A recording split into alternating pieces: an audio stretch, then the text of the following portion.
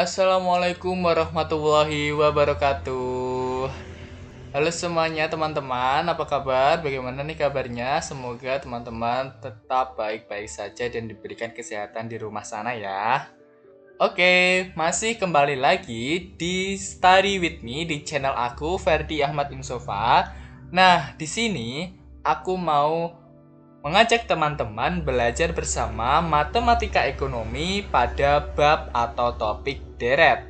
Yeay! Sebelum itu, bagi teman-teman yang belum subscribe channel ini, yuk di-subscribe dulu dan nyalakan lonceng notifikasinya agar teman-teman bisa mendapatkan informasi terbaru dari channel ini yang pastinya bermanfaat untuk teman-teman.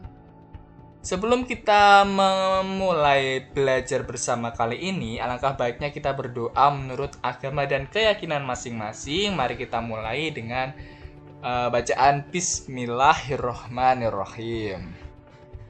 Oke teman-teman, di video ini aku mau bahas bab tentang deret.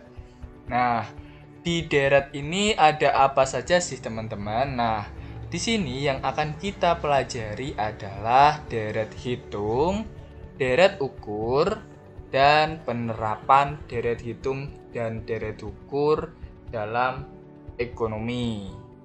Namun tenang saja, pada video pertama ini aku hanya mau jelasin tentang deret hitung.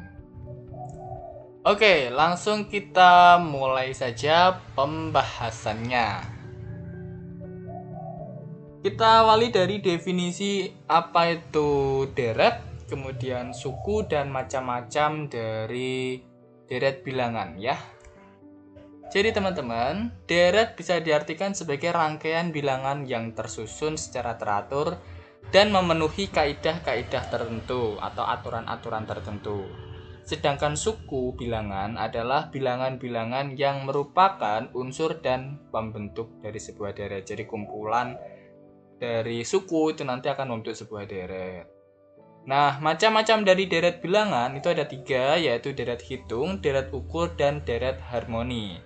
Namun dalam matematika ekonomi kita hanya berfokus pada 2 jenis deret, yaitu deret hitung dan deret ukur yang akan kita pelajari pada bahasan-bahasan selanjutnya.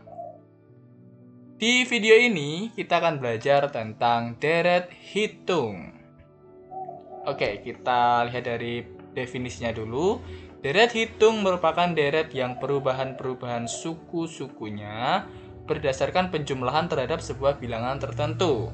Yang mana bilangan yang membedakan suku-suku dari deret hitung dinamakan pembeda, yaitu selisih antara nilai dua suku yang berurutan. Jadi semisal nih, ada bilangan atau ada suku 1, suku 2, suku 3, suku 4. Nah, yang dinamakan pembeda itu selisih antara nilai dua suku yang berurutan. Jadi U2 dikurangi U1 itu disebut pembeda. U3 dikurangi U2 itu disebut pembeda. Seperti itu. Jadi pembeda itu adalah bilangan yang membedakan suku dari selisih antara dua suku yang berurutan.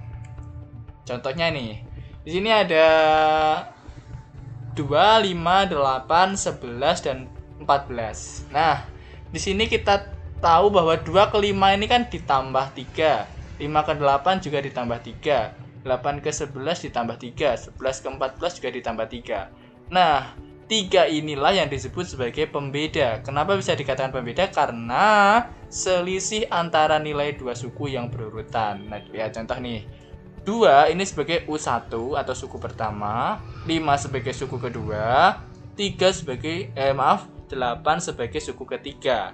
Nah, jika kita selisihkan atau kita kurangkan antara suku kedua dengan suku ke-1, maka 5 dikurangi 2 hasilnya 3. Kemudian suku ketiga dikurangi suku kedua atau U3 dikurangi U2 itu sama dengan 3 juga. Nah, 3 inilah yang nantinya disebut sebagai pembeda.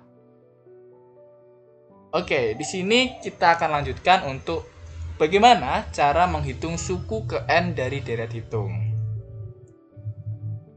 Ada contoh seperti ini. 5, 10, 15, 20, 25, dan 30. Nah, di sini perlu teman-teman ketahui bersama, di sini saya menggunakan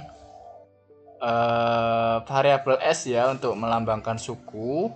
Kalau mungkin di SMA dulu pakainya U, tapi sama saja U dengan S, artinya suku ke-1, 10 ini suku kedua, 15 suku ketiga, dan seterusnya. Nah, teman-teman juga sudah tahu bahwa kalau rumus suku ke N dari deret hitung, jadi nama lain dari hitung ini ya, deret hitung ini adalah aritmetika. Jadi sebenarnya deret aritmetika, yang mana rumusnya untuk mencari suku ke N atau Sn di sini adalah A ditambah N-1 kali B. Yang mana A adalah suku pertama, berarti kalau di sini adalah 5. Kemudian B adalah pembeda, yang mana bisa dirumuskan sebagai S2 min S1 atau Sn min 1. Berarti kalau di sini bedanya juga 5 ya, karena suku kedua 10 dikurangi suku pertamanya 5, 10 dikurangi 5 adalah 5. Dan N ini merupakan indeks sukunya. Oke, jadi jika kita jabarkan, maka di sini kita ketahui bahwa S1 sama dengan 5, yang mana 5 ini adalah A. Kemudian di sini ada S2 sama dengan 10. Jika kita jabarkan, maka menjadi A plus 2 min 1 kali B. Maka di sini A plus B, ya kan? Nah, seperti ini ya. Nah, seperti ini. Terus di sini ada S3 itu 15.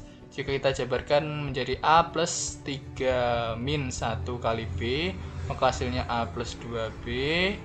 Kemudian di sini ada S4 yang hasilnya A plus 3B, S5-nya A plus 4B, dan S6 adalah A plus 5B. Oke, tadi adalah cara menghitung suku ke N atau UN atau SN. Nah, sekarang di sini kita akan menghitung jumlah suku ke N dari deret hitung. Nah, jumlah suku ke N ini adalah penjumlahan dari suku-suku. Jadi atau bisa dikatakan deretnya. Tadi barisannya seperti itu. Jadi penjumlahan dari beberapa suku, yang mana di sini saya melambangkannya sebagai J. Ya, sebagai huruf J. Mungkin di SMA malahan lambangnya S ya, kebalikan, tapi nggak apa-apa. J artinya jumlah. Nah, di sini kita ketahui ada yang ditanyakan adalah J4, maka jumlah suku keempat.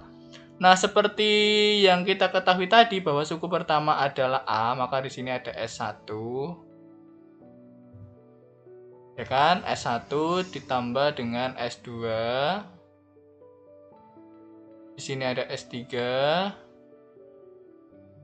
Di sini ada S4. Nah, jadi kalau jumlah suku keempat itu artinya itu suku ke-1 ditambah suku kedua ditambah suku ketiga ditambah suku keempat. Yang mana jika kita total itu hasilnya ini ya. Jika kita hitung menjadi 4A plus 6B. Kemudian sama di sini kalau jumlah suku kelima, maka di sini ada S1, S2, S3, S4 dan sampai S5. Nah, di sini sampai S5, yang mana jika kita hitung maka menjadi 5A plus 10B. Begitu juga dengan S6 di sini sampai ke suku ke-6. Dan seterusnya sampai suku ke N.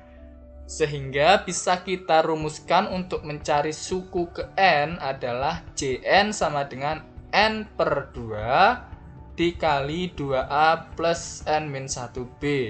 Yang mana rumus ini bisa kita jabarkan lagi menjadi N per 2 dikali A plus A plus N-1B. Nah, ini kita beri tanda kuning, yang mana kita ketahui bahwa A plus N-1B adalah rumus mencari suku ke N, ya kan, Sn.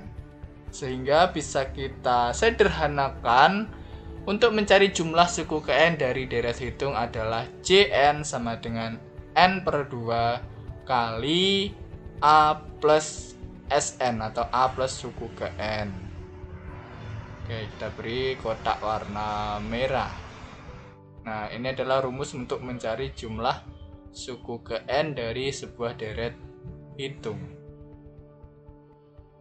Kemudian, Yang perlu teman-teman ketahui di sini adalah penerapan deret hitung dalam ekonomi. Jadi deret hitung itu bisa kita gunakan atau bisa membantu kita dalam menyelesaikan permasalahan-permasalahan perekonomian, terlebih dalam permasalahan untuk model perkembangan usaha. Yang mana jika perkembangan variabel-variabel tertentu dalam kegiatan usaha, misalnya produksi, biaya, pendapatan, penggunaan tenaga kerja, dan lain-lain, itu memiliki pola seperti deret hitung. Jadi prinsipnya itu dapat diterapkan dalam menganalisis perkembangan variabel ini. Jadi produksi, biaya, pendapatan, penggunaan tenaga kerja, dan lain-lain. Pokoknya yang selain uang itu bisa digunakan untuk deret hitung. Karena kalau uang itu mungkin nanti lebih banyak ke deret ukur. Nah, bagaimana contoh soalnya? Contoh soalnya adalah sebagai berikut. Besarnya penerimaan PT Sentosa dari hasil penjualan barangnya sebesar 75 juta pada bulan ke-7 dan 125 juta pada bulan ke-12. Apabila perkembangan penerimaan penjualan tersebut berpola seperti deret hitung, hitunglah A. Berapa perkembangan penerimaan per bulan, B. Berapa besar penerimaan selama 1 tahun pertama usahanya, dan C. Berapa pada bulan keberapa penerimaannya sebesar 185 juta. Oke, untuk menjawab ini coba teman-teman jawab dulu, teman-teman hitung dulu, nanti hasilnya bisa teman-teman kirim di kolom komentar. Dan untuk pembahasannya akan aku bahas di video berikutnya. So, jangan lupa subscribe dan nyalakan loncengnya agar tahu notifikasi pembahasan dari soal ini. Sampai jumpa di video berikutnya. Terima kasih. Wassalamualaikum warahmatullahi wabarakatuh. See you.